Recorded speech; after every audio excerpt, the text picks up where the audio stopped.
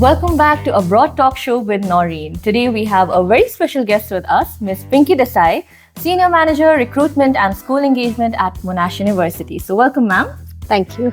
All right, so now I'll just be stealing a few more minutes from you and I have an interview for you so that, we can give first-hand information to our students here. So let's get started. Sure. All right. So first off, I know, most of our viewers, I'm sure they already know about Monash University, it being a very prestigious member of the GO8. But for the few who may not, so could you please introduce Monash University and how a GO8 institution can, add to the education and career prospects of the students? Sure. So Monash University, we are the prestigious member of Group of 8 as you mentioned, and a very highly ranked university, member of prestigious Group of 8 universities of Australia, and ranked in top 50 universities worldwide.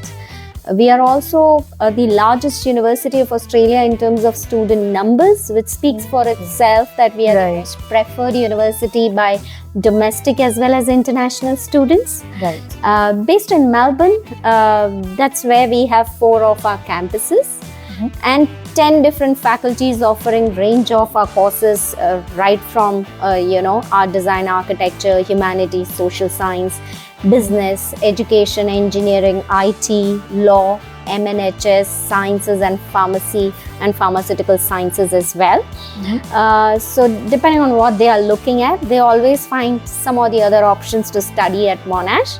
Right. With our presence across 3 different continents, they get a very valuable experience as well. So we have presence as our campuses in Malaysia and Indonesia. We have a graduate school in Suzhou, China. Okay. We have an art school in Prato, Italy, and a joint research academy with IIT Mumbai, through which we offer joint PhD courses. Right. Yeah. That sounds wonderful, ma'am. Yeah. Okay, so since you talked about popularity, Monash's popularity among domestic and international students, so what are some popular courses, if you could highlight some, maybe popular courses among Nepalese and South Asian students? I think for South Asian students, business, IT and engineering areas has always been popular. Right, lot of areas of health sciences, and Monash does very well in areas related to biomedical or biological sciences, biotechnology programs, nursing and few other health science areas that students may want to explore. Recently, we have seen interest across courses under our science and law as well. We have seen interest in some elite science programs, but definitely business, IT and engineering have been the most popular so far. Right. Just our typical courses, right? When it comes to South Asian families, they would want their students to study that, right? All right, so since we are talking about courses, ma'am, so while I was researching, I heard renewable energy engineering is one of the new courses, right, at Monash University? That's correct. So we have always had our Master of Professional Engineering within our core engineering areas, but we've introduced a Master of Advanced Engineering, which has some advanced specialization, and obviously renewable energy is one of those, robotic construction is the other one, telecom, and there are a few other specialist areas amongst the engineering that students can explore as part of our Master of Advanced Engineering. Some of the other elite specialist courses under our Faculty of Science has got attention of students, like our Master of Food Science and Agribusiness, Master of Green and Sustainable Technology, Master of Genome Analytics, us getting a lot of interest from the students in this region. Wow, that sounds great, especially green and sustainable technology. And like what caught my attention when I heard about renewable energy engineering was that these courses sound like they're very future-proof, like considering the global warming, the pollution, right? Correct. Yeah, that's the need of an hour. Exactly. So yeah, very interesting courses, very new courses in the market, but definitely very future-proof. That aligns with United Nations sustainable goals as well. Yeah, right. So definitely check them out, students. Okay, so on that note, ma'am, what are the eligibility requirements now? Like they may differ for each course, but if you could, give us a general idea. In terms of the overall, most students, if they have graduated from Nepalese universities like Tribhuvan, Kathmandu or Pokhara University, ideally if they would have an average of 65% overall equivalent and above. Of course, there are some courses like engineering may ask for little higher eligibility. Definitely. But most other courses, around 65% equivalent. Along with an English language test score, either IELTS, TOEFL or a PTE is what we accept. Okay. And what about the requirements for those, ma'am, like IELTS and PTE? So if student appears for an IELTS, we are looking at 6.5 overall, no band less than 6 in each. And if they do a PTE, we are looking at 58 overall with 50 individually. Alright, so students, I hope you've noted that down. So now coming back to Monash being a tier 1 university, so I think it's great news that students can compete for different types of scholarships here.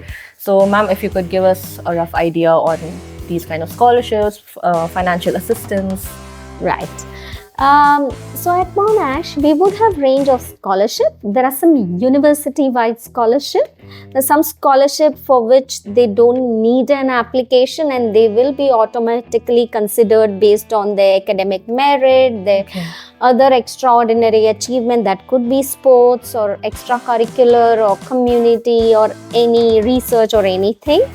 There are other scholarships which are faculty-based scholarships. Again, there are some where they can be assessed automatically based on their academic merit, whereas there will be few which requires an application along with a scholarship essay where they showcase their qualities to represent Monash globally, being Monash ambassador. Right. Apart from these scholarships, Monash usually have an opportunity in the form of study grant, which is one-off fee deduction that is announced for a particular intake. So year on year, we announce study grants for students as well. All right, that sounds good. So again, students, while it may sound difficult initially to bag a scholarship, but it's definitely worth a try, right? Definitely. And if not a scholarship, definitely a study grant. Yeah, definitely that. Okay, so again, ma'am, from what I have gathered while I was preparing for this interview, please correct me if I'm wrong, the graduate employability rate at Monash stands at 94%. And so with that being said, now I know already, like with the word Monash on their CV, the students will be getting an edge over others. But besides that, are there any support services which can help students with finding jobs, internships, anything like that? Definitely. We do have a very dedicated and a strong employment and career service through which we guide students on their resume writing skills, job interview techniques. We organize career fairs. Companies do come on campus. So they get access to all these services from day one that they join the university. So they get access to our online job portals. There are dedicated portal jobs for students to explore part-time jobs on campus. We also have an organization called as Monash Talent. So if students registers for that, they can be part of activities conducted by Monash Talent, where they try to bring our industry partners, current student and alumni all on a single platform. Organize a lot of networking opportunities for them. So student has access to all our job fairs or employers engagement evenings, guest lectures, workshops. Right. That's nice. Like Monash is trying to give that push to the students, right, to set themselves up for the job market in Australia. So that sounds great, ma'am. And okay, so moving on, let's talk about lifestyle. So since Monash is a top university, we can imagine that students will be working hard, juggling their classes, internships, whatnot, right? So are there any events that maybe students can look forward to where they can maybe take a break, get out of their comfort zone, have fun? So anything like that, ma'am? Yes, I think it's very important that students have access to all the events and festivals that we do at Monash, and it's important that along with studies, they don't miss their home and family and Definitely. they are occupied with these social or cultural events. I think they should start attending the orientation week as soon as they arrive, because along with a lot of information, there is a lot of fun and getting to know around about the Monash campus and things that happens at Monash. There are summer festivals and winter festivals that happens at Monash. I think there are some regional activities also happens, and I think the Holy Fest that happens at our Clayton campus is not just attended by our students, but also in community in and around the university who come and attend the Holy Fest at Monash campus. Okay, so those are events that students should not be missing at any chance. So, all right, ma'am. So now, how about accommodation? Like, for an international student, that's also a major concern, especially for their families, right? So are there any like on-campus accommodation available, or does Monash help students maybe find housing options nearby? Anything like that? So as I mentioned, we've got 4 campuses in Melbourne, and 2 of our campuses do have on-campus accommodation, whereas other 2 doesn't have on-campus accommodation. Monash Residential Service is their one-stop shop, wherein they can apply for their on-campus accommodation if they are going to the campus which has an on-campus.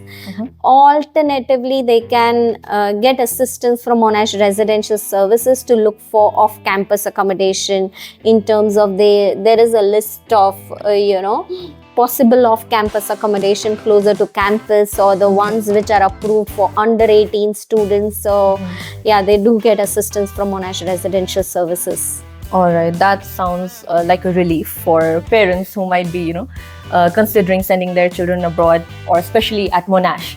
So okay, so now we're almost at the end of the interview, ma'am. So let's buckle up for a rapid fire round. Oh, sure. All right, so my first question for you, ma'am. Best study spot on campus? It might be different for students, but I think libraries at Monash campuses are quite beautiful and spaced out for students to get that quiet study spot. But I do see a lot of students who find the nice cozy sitting area on the campus anywhere, and they can have a peaceful study time with their laptops around. Right, perfect. One must attend event in the university. Oh, there are so many, as I mentioned, but personally, I think Holi could be one festival that is. All right, then food or restaurant recommendations near the campus? At all our campuses, we do have a lot of restaurants and cafes on campus. The Clayton, which is the largest campus of Monash, hosts about 35 different restaurants and cafes on campus. So they'll have a lot of choices, right from if they are looking for vegetarian or non-vegetarian. So they'll find all possible options. Heaven for food lovers. Yeah. Right. Okay, so 3 words to describe student life at Monash. Vibrant, engaging, and I would say fulfilling. Perfect. All right, so with that, we come to the end of this interview. Thank you so much for your time and your insights, ma'am. I'm sure our viewers will find this particular information session very, very helpful. But before we wrap up, ma'am, would you like to, conclude with some more words of encouragement for our students? Thank you, first of all, for inviting me on your show, and it was a great show and great questions. For students, I think if you're looking at a good university and focusing on a quality education, Monash certainly is an option for you. So, do think about Monash. Right, there you have it. And as ma'am had mentioned before, no matter what your area of interest is, Monash has something in store for you, right? Yeah. All right. Options. Okay, so again, thank you, ma'am, for your time, and thank you to our viewers for watching till the end. Don't forget to like, share, and subscribe, and we'll see you soon with yet another informative interview. Thank you so much. Thank you.